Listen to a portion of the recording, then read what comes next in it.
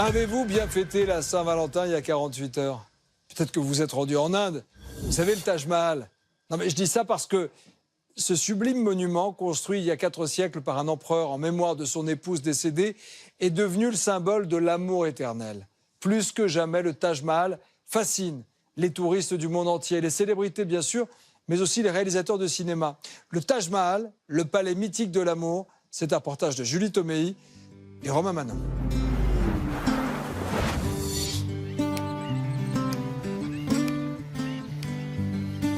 C'est la perle blanche de l'Inde. Le Taj Mahal, d'un blanc immaculé, l'une des 7 merveilles du monde qui a attiré cette année plus de 7 millions de visiteurs. Le monument symbole de l'amour est aussi le préféré des stars, Orlando Bloom, Will Smith ou encore Michael Douglas et Catherine Zeta-Jones.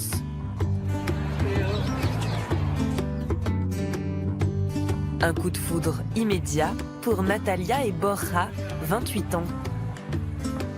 Wow. Ils sont venus d'Espagne pour le voyage de leur vie. C'est trop beau! C'était son rêve de le voir. C'est la principale raison pour laquelle on est venu en Inde, pour voir le Taj Mahal. Leur visite se fait téléphone portable à la main. Pour les photos, ils ont tout prévu. Quand je voyage, j'aime bien m'habiller comme les locaux, me sentir dans l'ambiance. J'ai moins l'air d'une touriste. Bon, même si je suis blonde, mais avec quelques accessoires, les photos seront mieux. Tu es belle. C'est toi qui es beau. De selfies en poses les plus improbables. Ces clichés, ils en rêvaient. Je vais les imprimer et les afficher à la maison, c'est sûr. Derrière eux, 400 ans d'histoire. Le chef-d'œuvre a été construit entre 1631 et 1653. 22 années de labeur mobilisant 20 000 artisans. Et tout ça par amour. Bonjour. Le Taj Mahal est un beau bâtiment, mais son histoire le rend encore plus beau. Le 5e empereur Moghal, Shah Jahan, a construit ce magnifique mausolée en souvenir de sa belle épouse. C'était la plus belle femme de son époque. Aujourd'hui, on lui donnerait l'écharpe de Miss Monde ou de Miss Univers, mais à l'époque, on donnait le titre de Mumtaz Mahal. En donnant naissance à leur 14e enfant, Mumtaz Mahal s'éteint. L'empereur au cœur brisé lui offre le plus beau des tombeaux. Le Taj Mahal devient ainsi l'emblème de l'amour pour tous les couples de la planète. Et même pour Emmanuel et Brigitte Macron, plus complices que jamais. Moni Sharma, photographe à l'AFP, les a suivis lors de leur visite il y a un peu moins d'1 an. Hello. Bonjour, je suis Julie. Monet, ravi. Vous m'avez donné rendez-vous ici, pourquoi ? Ce banc, juste là, est appelé le banc de Diana. C'est un endroit particulier pour nous, les photojournalistes. On vient ici quand il y a des célébrités ou des politiciens. Et pourquoi ça s'appelle le banc de Diana ? Quand Lady Di est venue visiter l'Inde et le Taj Mahal, elle s'est assise sur ce banc. Et c'est elle qui a lancé cette tendance de se faire photographier devant le Taj Mahal. C'est devenu une tradition. Cette photo, prise le 13 février 1992, il y a tout juste 27 ans, fera le tour du monde. Elle affiche, au grand jour, sa rupture imminente avec le prince Charles. Elle est venue ici toute seule, alors que le Taj Mahal, c'est le symbole de l'amour. Alors c'était triste de la voir là, sans son mari. Et c'est devenu une photo iconique. En avril 2016, le prince William et son épouse Kate se rendent au Taj Mahal. L'image n'est pas innocente, évidemment. Moni Sharma était là. Il y avait beaucoup de pression. C'était une photo très importante parce qu'elle allait être comparée avec celle de Lady Di. Tout le monde voulait reproduire exactement la même photo. Il y avait une 30aine de photographes et finalement, pour se positionner, on a opté pour un système de tirage au sort. Vraiment ? Oui, vraiment. Comme celle de sa mère, la photo de William fera le tour du monde. Ça vous dit que je vous prenne en photo ici, comme Lady Di? J'ai très envie de vous photographier. Comme les stars? Bien sûr que je suis partante. Excusez-moi, je peux prendre le banc pour une photo? Non mais restez pas derrière. La carte postale préférée des stars, mais également des réalisateurs. Entre le monument et le cinéma, c'est une longue histoire d'amour. En 1983 déjà, débarque en hélicoptère un certain Roger Moore, ou plutôt Monsieur Bond. Merci, appelez-moi James. Et les cinéastes ne manquent pas d'imagination. Un Taj Mahal qui fond dans Charlie et la chocolaterie, qui explose dans Pixel, et des Martiens qui succombent à la folie des photos souvenirs dans Mars Attack.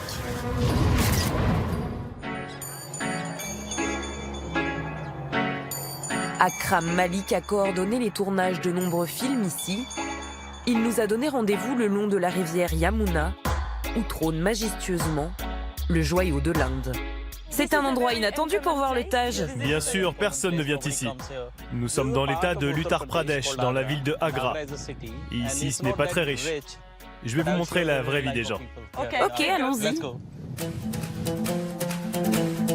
Dans le nord de l'Inde, l'Uttar Pradesh est un des États les plus pauvres et les plus peuplés. Ici, nous sommes seulement à quelques dizaines de mètres du Taj Mahal. Et la ville révèle un tout autre visage. Un décor cinématographique qui a tapé dans l'œil de Danny Boyle pour Slumdog Millionnaire. J'étais location manager sur ce film, alors je lui ai montré tout Agra. Il voulait voir toute la ville de ses propres yeux. Il a beaucoup aimé l'endroit parce que c'était beau à l'écran, c'était coloré. Alors voilà, ça c'est vraiment l'Inde. C'est assez impressionnant pour moi. En 2009, Danny Boyle choisit également le Taj Mahal comme toile de fond. À l'époque, personne n'imagine que le film remportera 8 Oscars. Tous les cinéastes veulent tourner ici parce que quand vous avez filmé le Taj Mahal, vous avez placé le décor. C'est l'Inde. Ça nous rend fiers quand on voit le Taj Mahal dans les films d'Hollywood. Mais personne ne savait que ce film-là allait être un tel carton dans le monde. Je dois dire que la moitié des Indiens n'ont pas trop aimé Slumdog Millionnaire parce que Danny Boyle a focalisé sur la partie pauvre de l'Inde. Personnellement, j'ai adoré. L'Inde, ce pays aux multiples facettes. De l'extrême pauvreté à l'extrême richesse, il n'y a qu'un pas, ou plus exactement 600 mètres, pour arriver dans le plus célèbre des hôtels de la ville.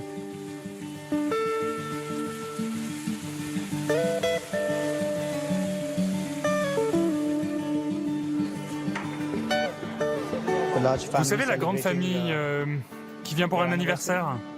Oui, monsieur. Ils arrivent à quelle heure? À 1h, monsieur. Ah oui, à 1h demain après-midi. Depuis 6 mois, Vishal Pathak a pris la direction de cet établissement 5 étoiles. Bonjour, comment allez-vous? Très bien, merci. Bienvenue. Alors ce soir, vous êtes complet? On est complet ce soir. En fait, d'octobre à mars, on fait le plein. Il n'y a que les vendredis qui sont plus calmes, car le Taj Mahal est fermé. Pourquoi? Parce que c'est le moment des prières. Ah oui, c'est un lieu musulman avant tout. Exactement. Ce havre de paix et de luxe est régulièrement classé comme l'un des meilleurs hôtels du monde. On va où? Je vous emmène à la piscine. Les jolis jardins et la piscine, toujours à 30 degrés. C'est pratique pour se baigner en hiver. Oui, enfin, l'hiver est assez chaud ici. L'hiver indien, oui. Le plus grand atout de l'hôtel, c'est sa vue. Toutes ces chambres jouissent d'un panorama exceptionnel, tout à fait au goût d'Eva Longoria. Bienvenue dans la suite Kohinoor. Elle a été nommée comme le diamant Kohinoor. C'est l'un des plus gros diamants qu'on ait trouvé en Inde. Cette suite de 250 mètres carrés coûte 15 000 € la nuit, le prix d'un bain vue Taj Mahal. Wow. Qui a séjourné ici? Des présidents, des premiers ministres, des familles royales, des PDG, et bien sûr de nombreuses stars de cinéma ont séjourné ici. Est-ce que Kate et William sont venus? Peut-être. Ici, on joue la discrétion et c'est l'un des points forts de l'hôtel, niché au cœur d'un parc de 3 hectares. Avec toute cette propriété autour, c'est très difficile de les espionner. C'est une zone sans paparazzi. Voilà, c'est ce qu'on essaye de faire. Ce soir, dans la suite Kohinoor, se prépare un dîner aux douces saveurs indiennes. Un tête-à-tête avec le trésor de l'Inde. Admiré, filmé, visité, aujourd'hui le Taj Mahal devient victime de son succès. Il serait même en danger.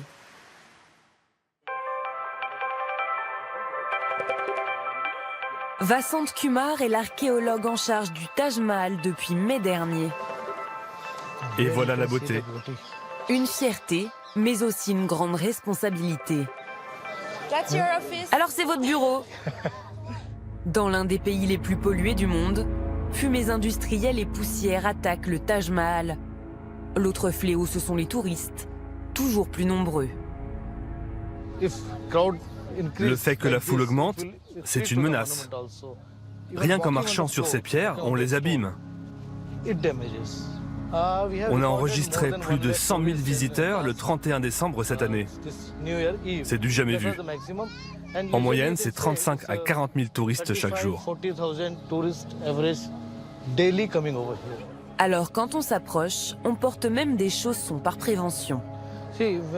Regardez, quand on parle de l'impact du tourisme, c'est l'entrée du mausolée, et ça, c'est la trace des mains des visiteurs.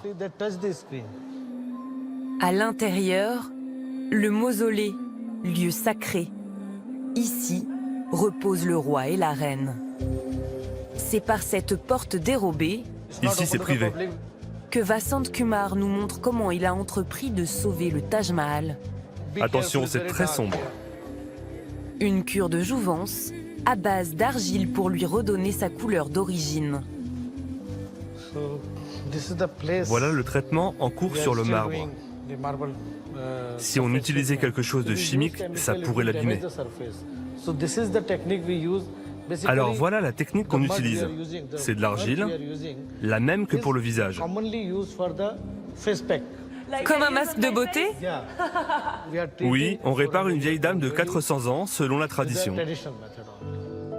Depuis 2015, la quasi-totalité du Taj Mahal a été enveloppée dans la boue. En avril, ce sera le tour de son dôme. L'Inde déploie les grands moyens pour la conservation de sa perle blanche.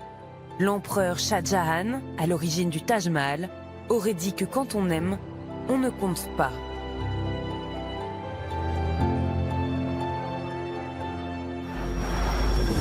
On va partir au Panama maintenant. Vous savez, c'est un pays qui est devenu le symbole de l'évasion fiscale avec le scandale notamment des Panama Papers il y a 3 ans. Eh bien aujourd'hui, ce voisin du Costa Rica cherche à rompre avec cette image scandaleuse et à faire valoir d'autres richesses. Et c'est vrai que c'est un paradis sur place, au sens propre du terme, avec des îles aux plages immaculées où on peut jouer les Robinson Crusoe le temps des vacances. Et pour certains, vous allez le voir, à l'année. Les îles secrètes du Panama, c'est un portage de Laure Philippon.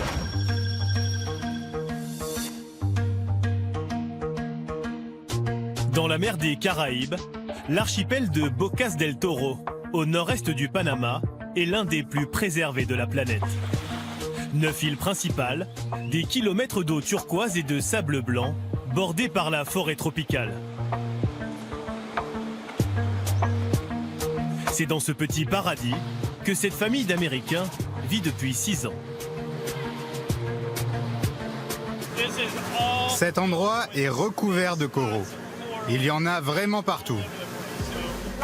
Des coraux énormes. C'est un endroit superbe et grâce aux bancs de sable de ce côté, beaucoup de raies vivent ici et les dauphins avec leurs bébés passent par là.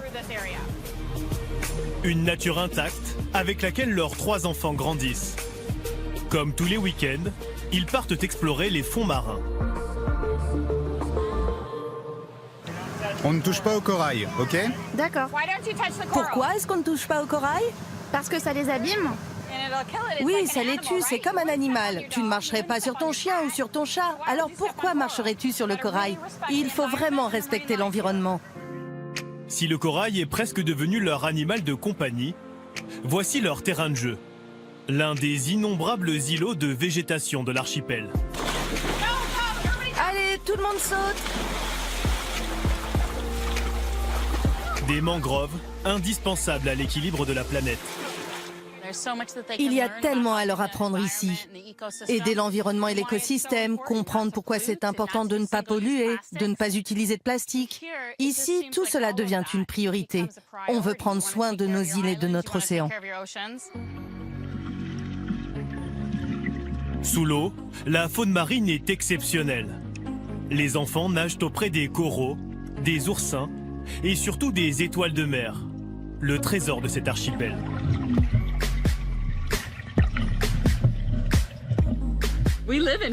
On vit au paradis. C'est comme notre jardin, c'est là que nos enfants jouent. Et c'est ici que l'on passe nos dimanches après-midi. En fait, tous les jours, c'est dimanche après-midi. Des terres sauvages comme celle-ci, voilà la richesse méconnue du Panama. Ce petit pays d'à peine 4 millions d'habitants, niché entre le Costa Rica et la Colombie, est bien plus qu'un paradis fiscal. Sur la côte Caraïbe comme sur les bords de l'océan Pacifique, ces îles sauvages restent préservées du tourisme de masse. C'est ici que Justin Bieber s'est exilé après ses déboires judiciaires et a fini par retrouver le calme. Owen Wilson, Miley Cyrus ou Matt Damon y ont aussi été aperçus ces derniers mois. Découverte des îles du Panama, l'autre paradis de ce petit État d'Amérique centrale. Sur l'île de Colón, Bocas del Toro est la première destination touristique du Panama. Cet ancien village de pêcheurs est d'abord sorti de l'ombre grâce aux surfeurs. Il est ensuite devenu une escale incontournable des backpackers, ces jeunes voyageurs qui parcourent le monde avec leur sac à dos. Une atmosphère bohème alliée à des plages paradisiaques. Voilà ce qui fait aujourd'hui le charme de l'archipel. À 30 minutes de bateau du village, l'île de Bastimentos. C'est ici qu'Erin et Marty, le couple d'Américains, a fait construire cet hôtel, 10 bungalows sur pilotis. Allez jouer par là. Leurs enfants grandissent désormais sur cette plage. Super! Mes parents ont déménagé ici car il faisait trop froid aux États-Unis. Et je suis vraiment heureuse qu'on soit venu. Il y a des animaux, il fait toujours chaud et j'adore la plage. Et pour le goûter des petits, le meilleur snack du monde. C'est noix de coco, fraîchement cueillies.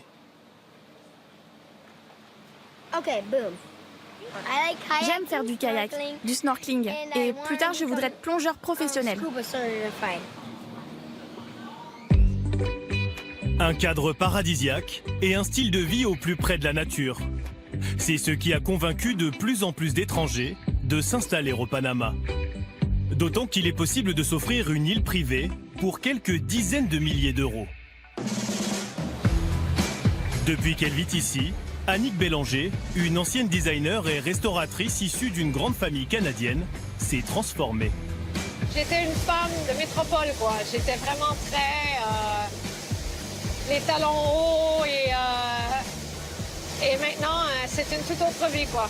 Je ne retournerai jamais en arrière. Il y a 12 ans, elle a acheté cette île, qui était alors totalement vierge. On a une magnifique terre noire avec, qui a fait pousser les cocotiers, les palmiers, les plantes et tout, mais il n'y avait absolument rien. C'était de la boue jusqu'ici. Annick a fait construire la plus belle propriété de l'archipel de Bocas del Toro. Édifiée sur pilotis, tout en bois de teck local, cette maison de 2000 mètres carrés compte 7 chambres et se loue 80 000 $ la semaine. Un service tout compris, avec menu préparé par un chef renommé, et une équipe dédiée au bien-être dirigée par cette acupunctrice. Ici, on a un contexte exceptionnel, avec une nature exceptionnelle. C'est le contexte parfait pour quelqu'un qui a besoin de décrocher, de relaxer, de prendre soin de sa santé. Les clients sont des entrepreneurs fortunés comme des stars du cinéma. Ils recherchent l'isolement total et la garantie de ne pas être observés. Vous pouvez nous dire qui vous attendez là? Non, absolument pas. Bien essayé, mais non, non. Le personnel signe un accord de confidentialité avec chacun de ses invités. C'est surtout des gens qui veulent venir pour avoir la paix, quoi. Typiquement, le milliardaire ou le multimillionnaire qui vient avec son jet privé, on a la chance d'avoir un aéroport international. Donc, les gens arrivent ici à l'aéroport, arrivent ici directement et il n'y a personne qui les voit, il n'y a personne qui les connaît. Il n'y a pas de paparazzi ici au Panama, encore moins à Bocas del Toro. Donc, il y a des gens qui sont très connus, il y a des gens qui sont moins connus. Ça dépend. On murmure d'ailleurs que l'actrice Emma Watson figurerait parmi les prochains clients. À l'autre bout du Panama, il existe un archipel encore plus préservé. 378 îles, pour la plupart désertes, sans eau courante ni électricité. Les San Blas sont le territoire des Indiens Kuna depuis des siècles. Ils ont conservé un mode de vie ancestral et interdisent aux étrangers de s'installer ici. Les seuls visiteurs tolérés arrivent sur ces voiliers. Il faut encore 5 ou 6 heures de navigation, c'est ça? Oui, 6 ou 7 avec ces conditions. Ce groupe de voyageurs venus de la Colombie voisine va passer 3 jours sur ces plages désertes. Quand vous imaginez une île des Caraïbes, un paradis tropical, vous voyez de l'eau bleue, du sable blanc et des palmiers, et rien d'autre. Ici, vous avez tout ça.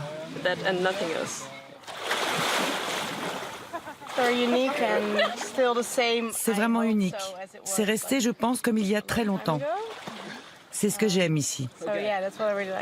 J'ai vu beaucoup de belles plages avec de l'eau transparente, mais souvent il y a beaucoup de monde, beaucoup de touristes. Ici, c'est vraiment très apaisant. L'équipage du voilier a obtenu l'autorisation d'accoster aux îles San Blas à condition de respecter le mode de vie des Kuna.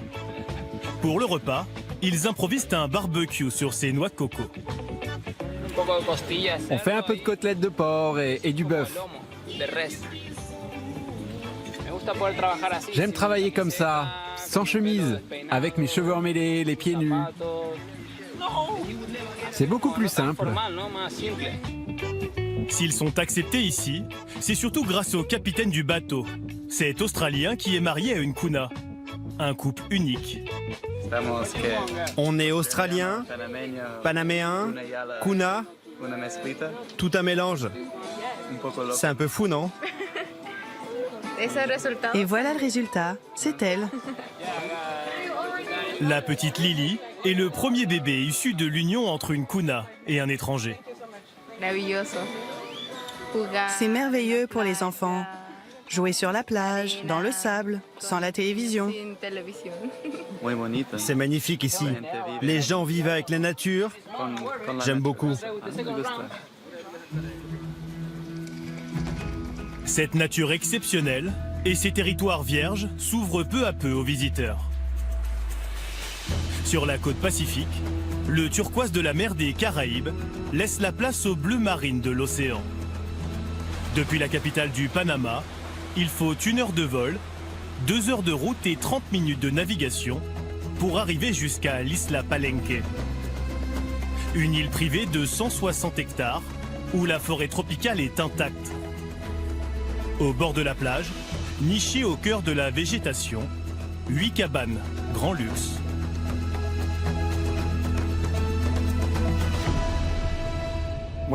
Quand nous avons dessiné les chambres, je voulais que nos invités puissent apercevoir l'océan juste en levant la tête depuis leur lit. Je voulais que l'on ait ce sentiment dès le matin. C'est comme une noix de coco. À l'extérieur, c'est marron et touffu, et à l'intérieur, c'est blanc et protégé. Le concept de ces cabanes en bord de plage, c'est vraiment comme une noix de coco. Le luxe ici, se réveiller en pleine jungle face à l'océan et prendre un bain en communion avec la nature. Parfois, vous pouvez vous retrouver face à un singe qui vous regarde quand vous prenez un bain ou une douche. Vous êtes sous un grand palmier, entouré de nature, à seulement 20 mètres de la plage. Vous pouvez entendre les vagues, vous ouvrez l'eau et vous prenez une douche ici. C'est superbe.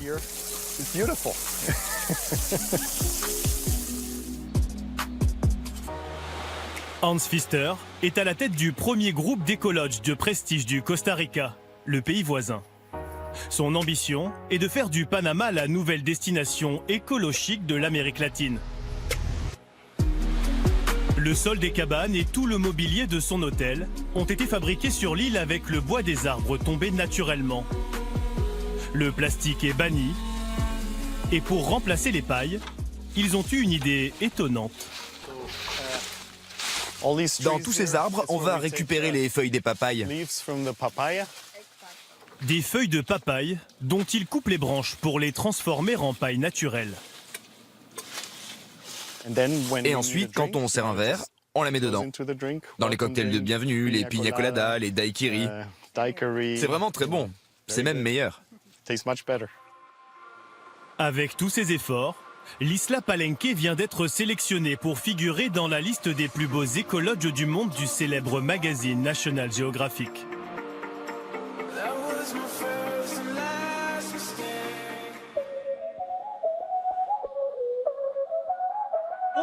Sur la côte Caraïbe, à Bocas del Toro, c'est une matinée particulière pour Erin Marty et leurs 3 enfants.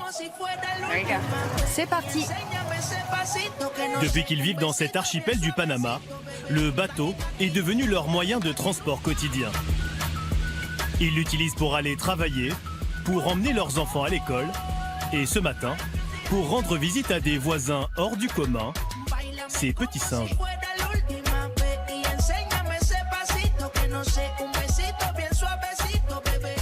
Bonjour, bienvenue sur l'île aux singes. Ils ont été recueillis par cette Canadienne quand elle s'est installée sur cette petite île. Ils sont si intelligents qu'ils s'intéressent à tout. Ils veulent tout toucher. Le Panama est l'un des pays au monde où l'on trouve le plus d'espèces de singes en liberté. Les enfants sont très à l'aise auprès d'eux. Ils en ont même adopté un pendant quelques mois.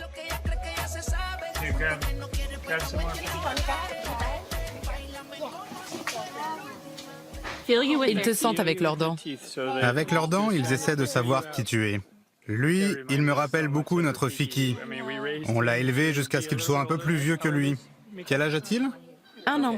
Ok, on a élevé Fiki jusqu'à ce qu'il ait 2 ans et demi. Après, on l'a relâché dans la nature. Les enfants dans les villes jouent avec des chiens ou des chats. Ici, on voit des singes dans la nature et on peut communiquer avec eux. Moi, j'ai juste envie de les caresser, de prendre soin d'eux et leur faire des câlins. N'oublie pas qu'il faut surtout respecter leur liberté. Si le Panama attire les Robinson des temps modernes, ce paradis fiscal est aussi le repère des multimillionnaires en quête d'ultra-luxe. Panama City, la capitale. Son quartier d'affaires, son centre historique et son fameux canal qui relie l'Atlantique au Pacifique, l'un des fleurons du monde moderne. Plus d'1 siècle après cette prouesse technologique, un autre chantier pharaonique voit le jour. Ici, on est sur le pont. On traverse l'île numéro 1 pour aller à l'île numéro 2. Ici, dans cet espace, on aura la marina et le yacht club. 2 îles artificielles, les toutes premières de l'Amérique latine. C'est un projet qui a été très long à planifier. On travaille dessus depuis 2008. On a dû imaginer comment créer de toutes pièces une île sur la mer, comment faire exister un lieu comme celui-ci en plein centre-ville. Sur ces images de synthèse, le promoteur imagine une communauté ultra privée. Les appartements et villas de luxe côtoieront une gigantesque marina qui pourra accueillir une centaine de yachts.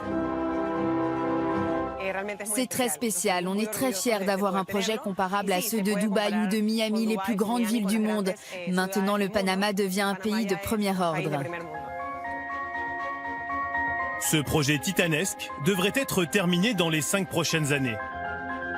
La capitale du Panama ambitionne ainsi de devenir le Dubaï de l'Amérique latine.